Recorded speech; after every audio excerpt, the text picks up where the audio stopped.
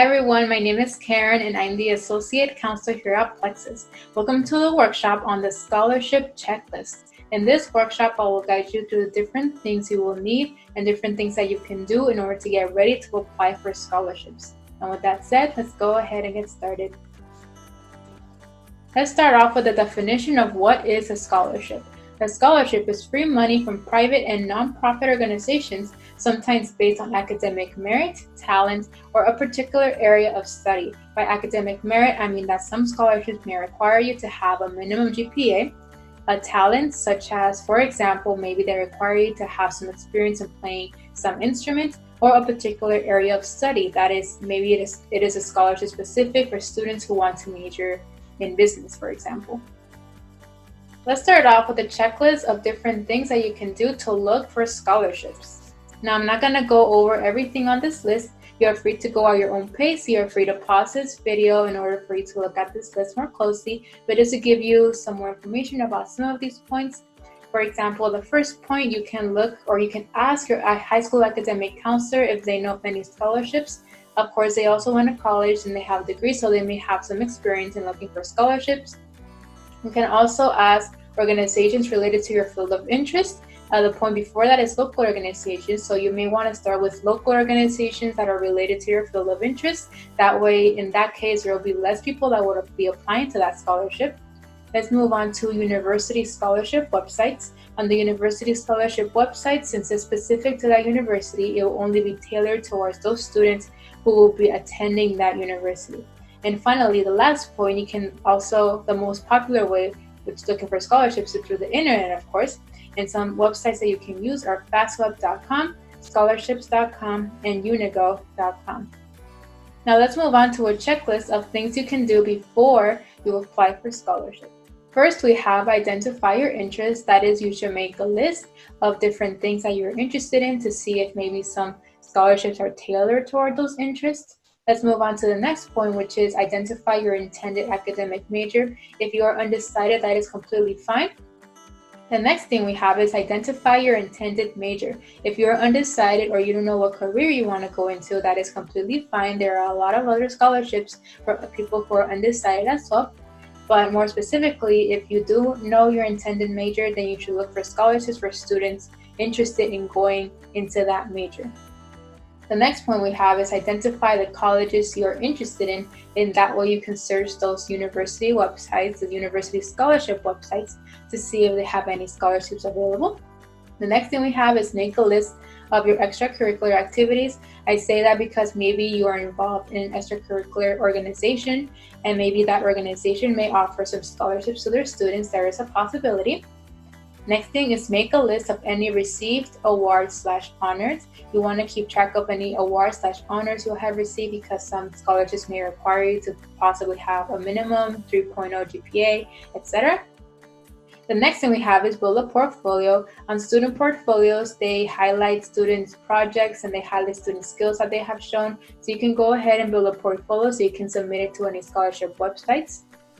And finally, if you don't have an email address already, you should build one. More specifically, you should build an appropriate email address. The most, professional email address that you can build is one that has your first name, your last name, or something that is related to your name.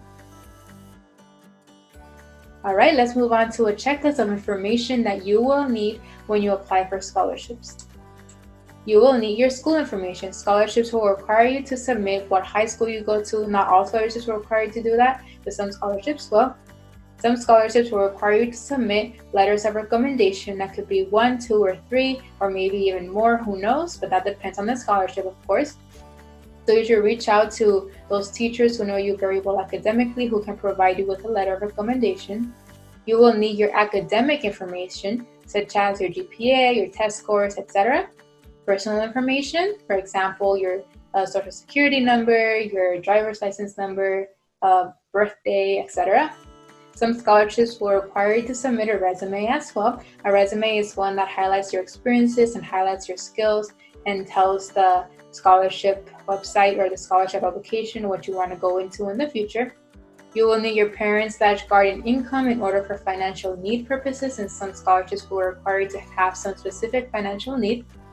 And your school transcripts. Your transcripts have information about your school ID, your GPA, your test scores, your grades on any classes, the classes you have taken, etc. While applying, here is a checklist that you should consider as well.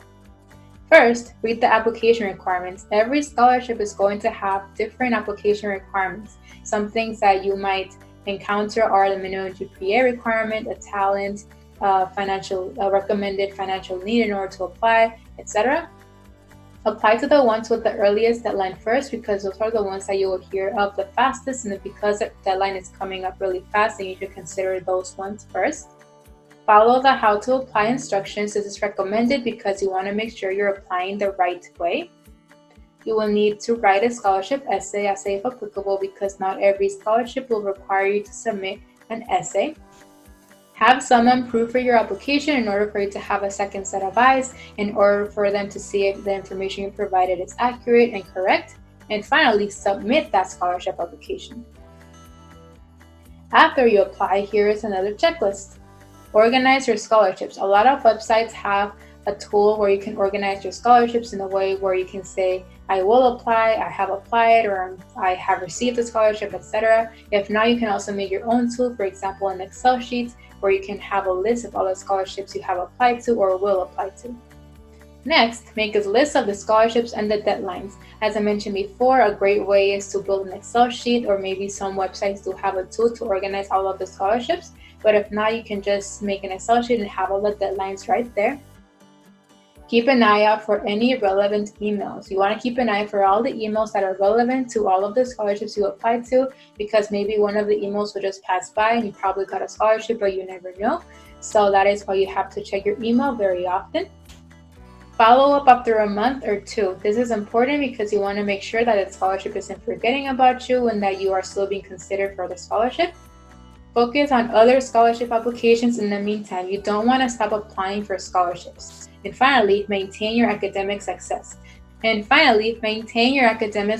You don't want to forget about your current academics, even though you're applying to a lot of scholarships. And of course, scholarships like to see if you are turning in your transcript, then they like to see that you have been academically successful throughout your years of high school.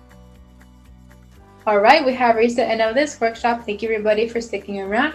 Before I leave, I would like to let you all know to please download our Plexuss app on the App Store or Google Play. If you download our app, you'll be able to receive instant notifications. We will also very much appreciate it if you leave us a rating and a review on the App Store or Google Play as well. We very much appreciate all the feedback y'all can give us.